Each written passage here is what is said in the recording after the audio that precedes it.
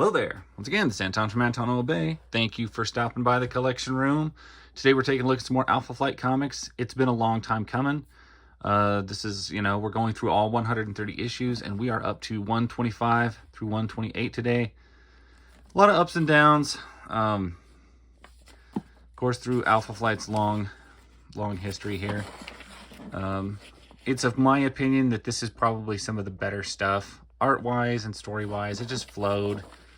I know a lot of people say that John Byrne's run on it was the best. I found it extremely boring, page after page of doing absolutely nothing. And this there's at least a lot going on.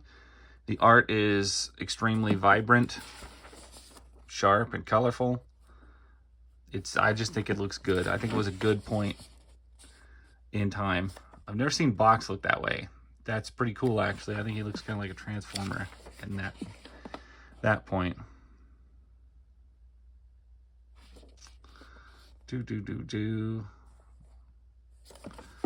Domestic disturbances going on. Yeah, how often does Shaman look this good? I mean, he just looks great. East Coast Comics ad. Yeah, this is just top tier panel work here. Look at that. You got all your weird reactions, your explosions. It looks good. And there's some good art throughout this series. There's some bad art throughout the series, obviously. There's some good writing. Like, I think John Byrne wrote the characters very well. He just didn't write them to do anything. And then some of the other writers that got it after him, I mean, were some of the most stupid stories pieced together ever. And it just kind of becomes like a cringe fest. That's a really cool page with a really cool letter work on it, by the way. But Marvel didn't care, and I think somewhere around issue 100, Marvel started to care about their title a little bit more and maybe throw a little bit more effort towards it, because you start seeing some better things. Maybe even a little before issue 100. You just started seeing a different look. And maybe it was the time period. It was the fact that we'd bumped up into the 90s and they just wanted to kind of keep up with everybody else. But I thought it definitely there was a change in there somewhere for the better. They still don't have good villains. They still, have to bring in other superhero teams anytime something big comes up, but it is an enjoyable book at this point. And I'm not seeing, I guess they're still there, the primo Canadian flag uniforms that they wear. Like, I think those are cool.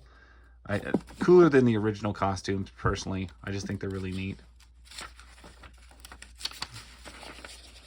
And this book, this has got some wild coloring and some wild art, and it is a lot going on here.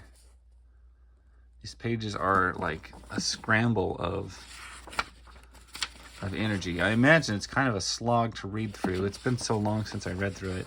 There was times where this series was tough to get through. I was just like, ugh. Have to power my way through another issue. Your comic should never do that. You should be like wanting to turn the page, finding out what's happened next. But no, Alpha Flight did that more than a few times. It would hit a lull where, man, this was just hard to read through. I mean, you couldn't wait for that story arc to get done and that villain to go away. Everybody dogpile on Alpha Flight, and this ain't no pillow fight. And really, the only person we see dogpiling is, well, I see Vision and Strong Guy. And I guess Wonder Man.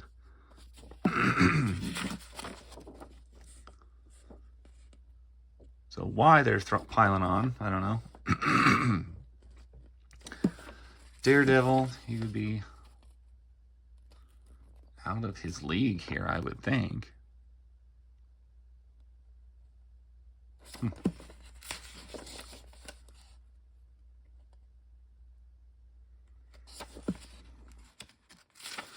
Not sure what exactly is going on.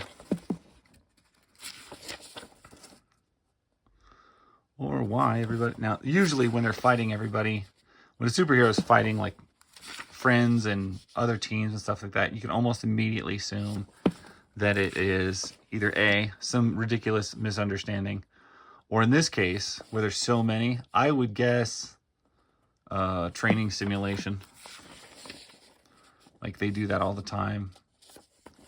Let's just make them do a training simulation and get us the panels of these people fighting, but it's not like real.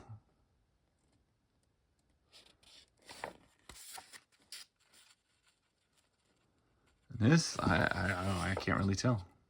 Can't really tell what just happened there. But look at how great the uniforms look. See what I'm saying? Well, except for Shaman's. I don't know what's going on with Shaman's. He needs to get a shirt. Everybody else's uniform looks great.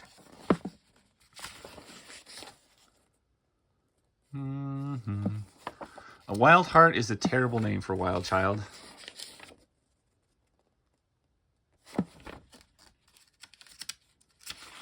For Kyle. Oh no, Wolverine said Moondragon. Does that mean Moondragon somewhere around here? I hate Moondragon. So a lot of times when a comic book gets canceled or ends, I always kind of wonder, did they know? How much time did they have before they knew that their comic that everybody was working on is done? And I know some issues just stop very abruptly. Some of the Malibu Ultraverse stuff, it's like they didn't know it was coming. It was just like, boom, you guys are done. Oh, okay. Alpha Flight does seem to have had some warning, at least a little, because the last 3 issues of the series are called No Future, which I think pretty much they knew the writing was on the wall and the series wasn't going to continue on. So hurry up and wrap up whatever you're doing. Wrap up your story, whatever arc you're on, because it's done. Your book is done. I imagine that would be kind of depressing, unless it was a book that just was terrible to work on and you really just wanted to end it. But I don't know. I guess it'd be nice to know in advance how much longer you were going to be working on it. I also kind of wonder when it comes to the end of series is, how much, like how connected is the artist or the writer with some of the characters? You just go in, is it just like a regular job? Do you not care? Or do you somewhat get kind of attached to some of your heroes?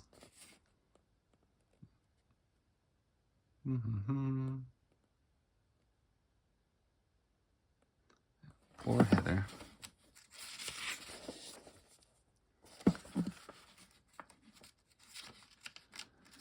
So yeah, I don't know. Do you miss it, I guess? I mean, your art style, your work essentially doesn't change, but certainly the vibe of what you're working on certainly changes. And do you miss that vibe, or do you just carry that same vibe over to the next job? I don't know. Shouldn't eat Mylar. It's bad for you. Anyway, this looks a lot more subdued, a little more emotionally driven than some of the last ones, by far. But that's probably because they know, hey, wow, we need to be wrapping this up. I wonder if they...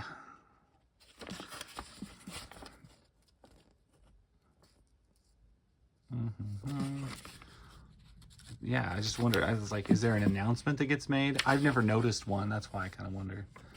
But the fact that it's called No Future and that is the last 3, I'm pretty sure they knew what was coming. At least the writers and the artists and everybody at Marvel probably did. It's like, it's time to wrap up this series and call it good. Sales aren't what it should be, so we're going to close it down. Anyway, the last Alpha Flight video will be, well, the next one. We will hit the end of Alpha Flight. We'll hit 130. We'll flip through those, and that will be the end of Alpha Flight. There is a second series. I think there was probably even a third series. I don't own those and wasn't interested in ever really acquiring them. I always liked the first run of Alpha Flight, and so that's what I covered. And I thank you guys for coming this far with me. Stay tuned. We got one more video left, and we will be through all of Alpha Flight. So yeah, one for the history books. Anyway, thank you guys so much for watching. Appreciate it. I will catch you guys later.